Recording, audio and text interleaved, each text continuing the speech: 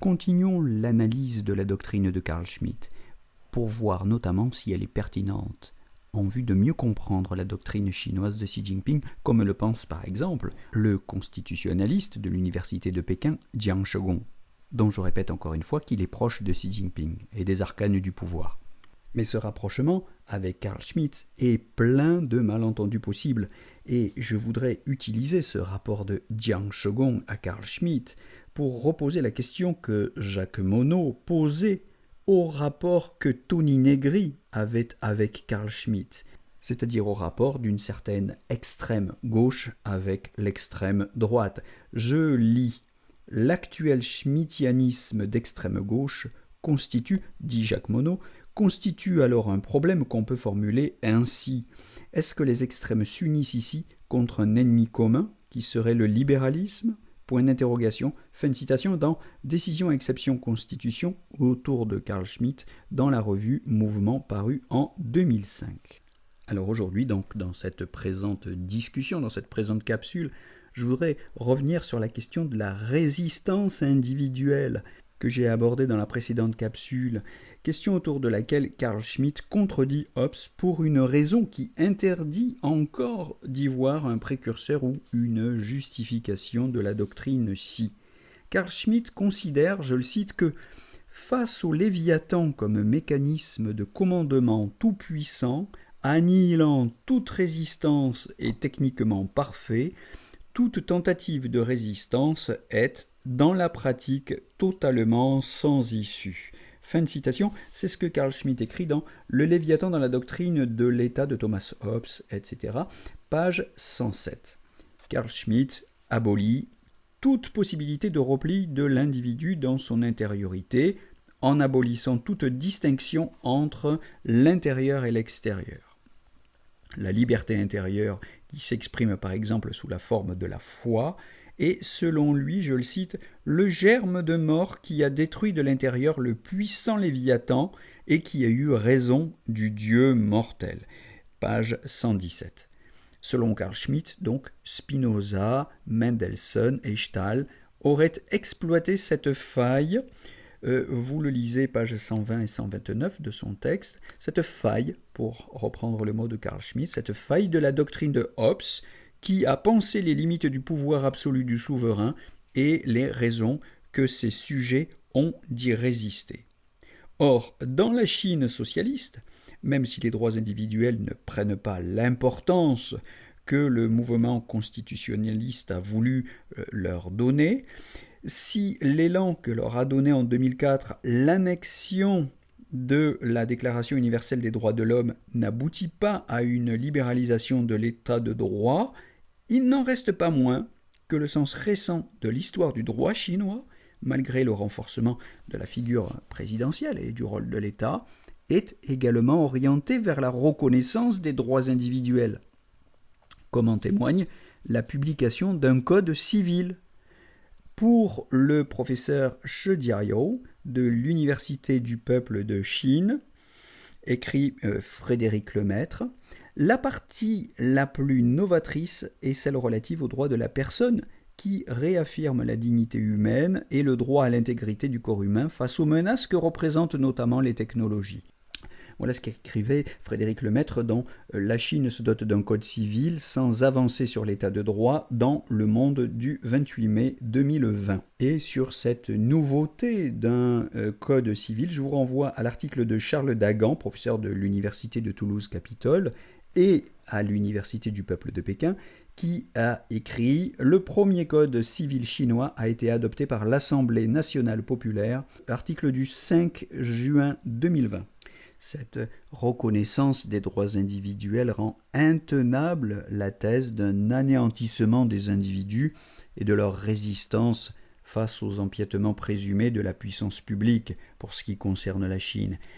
Déjà, bien avant ce nouveau code civil, l'article 35 de la Constitution chinoise de 1982 réaffirmait le respect de la foi religieuse. Ce faisceau d'arguments contredit l'intention schmittienne d'un pouvoir dictatorial qui ne supporterait aucune résistance subjective ou individuelle, il invalide l'interprétation schmittienne de la doctrine Xi. On ne peut pas rabattre les deux doctrines l'une sur l'autre, les identifier l'une à l'autre.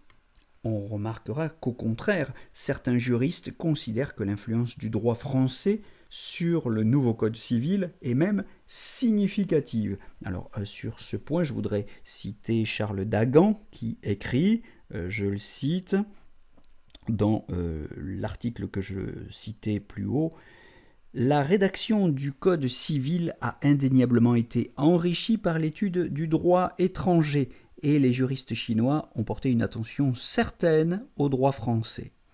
La codification française est considérée comme une référence incontournable dont l'étude est, entre guillemets, particulièrement pertinente. L'article 16 de notre Code civil, dit toujours Charles Dagan, a inspiré l'article 109 sur la liberté et la dignité des personnes. En matière de protection de l'environnement, le Code civil chinois établit, à l'image du Code civil français, un régime spécifique aux préjudices écologiques.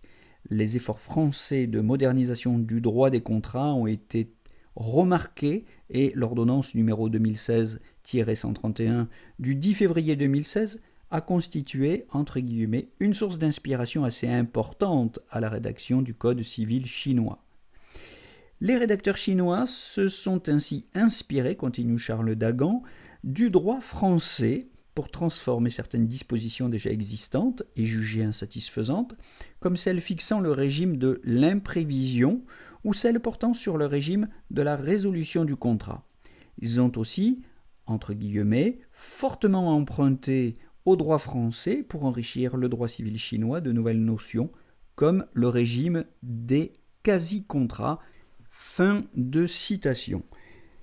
Loin de désigner un ennemi public, le nouveau socialisme à la chinoise affirme, donc ça c'est une différence fondamentale avec la doctrine de Carl Schmitt et la dictature à la façon Carl Schmitt, le nouveau socialisme à la chinoise affirme un destin commun pour l'humanité, Zhang Lai Mingyun Gongtongti, comme en témoignent les éloges du pacifisme que Xi Jinping identifie à la civilisation chinoise.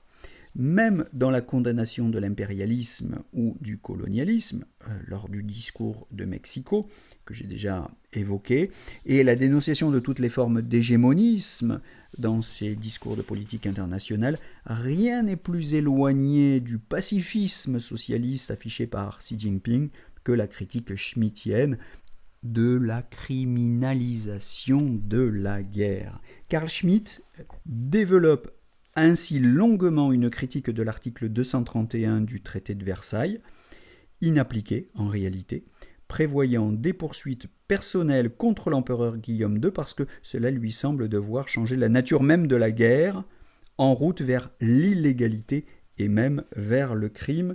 Je cite Serge Sur dans Amis-ennemis, la politique, ou le politique, selon Carl Schmitt, un article de Serge Sur paru en avril 2016.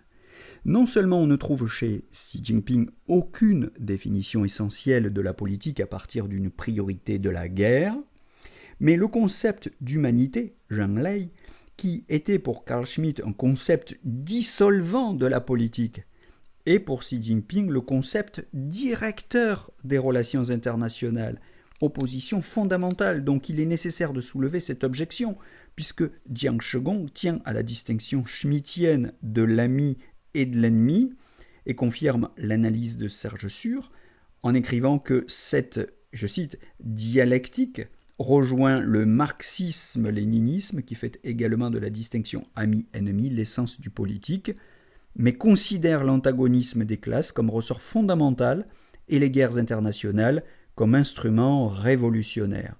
Fin de citation. Vous trouvez ça donc dans l'article de Serge Sur que je viens de citer, Amis-ennemis, etc. Page 5 de l'article en question. Jiang Shegong cite en effet Carl Schmitt. Entre amis et ennemis, je cite Jiang Shegong, entre amis et ennemis, il n'est pas question de liberté, seulement de violence et de soumission. Telle est la réalité du politique, une réalité que les libéraux n'osent pas souvent regarder en face. Voilà un propos important de Carl Schmitt, cité par Jiang Shegong, cité aussi par Xu Jiling, que vous retrouverez sur le site du Reading the China Dream de David Hunby dans l'article Rethinking China's Rise, a Liberal Critic, 2018, à la page 21 de cet article. La distinction schmittienne de l'ami et de l'ennemi résonnerait donc avec la thèse marxiste de la lutte des classes. Et mutatis mutandis, l'hommage socialiste à Marx réhabiliterait Carl Schmitt, signifiant que, sous un pacifisme de façade, le paradigme chinois serait un bellicisme déguisé, d'autant plus dangereux qu'il se défendrait de l'être, un stratagème de domination, avançant sous les dehors d'une rhétorique trompeuse pour, je cite, tracer un chemin vers la domination mondiale. Voilà ce que croit pouvoir diagnostiquer David Hunby dans son introduction à la traduction d'un article de Jiang Shegong que vous retrouverez sur son site, donc Reading the China Dream, l'article intitulé The Internal Logic of Supersized Political Entities, Empire and World Order, avril 2019. Jiang Shegong aurait donc, selon David Hunby, révéler les intentions hypocrites d'une rhétorique, la rhétorique socialiste, qui veut remplacer, je cite, remplacer l'empire américain par un empire chinois qui ressemble à celui qu'il justifie, insiste très clairement David Hunby. L'absence de preuve d'une intention hégémonique n'étant pas la preuve de l'absence d'intention hégémonique, l'apologiste du régime chinois aurait apporté l'élément de preuve qui manquait. Chinois lui-même, intellectuel de renom qui plus est, comme je l'ai dit, proche du pouvoir, il aurait révélé la véritable nature de la doctrine Xi et enfin justifié la méfiance et l'hostilité que l'on doit, en toute bonne morale politique, à la doctrine socialiste.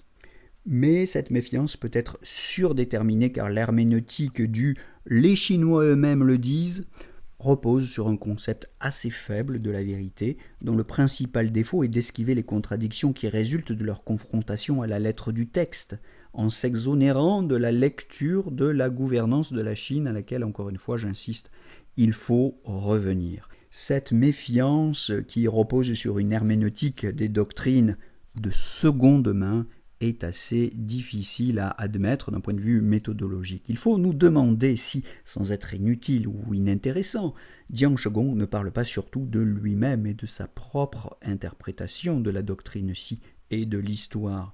Ces termes de domination ou de remplacement qu'il emploie ne se trouvent nulle part dans les textes de Xi Jinping, à moins qu'on me les montre, mais en les y ajoutant, il prend ces textes à contresens, en y lisant un discours sur le pouvoir, alors que, comme je vous l'ai souvent dit, je le comprends d'abord comme une doctrine de la puissance.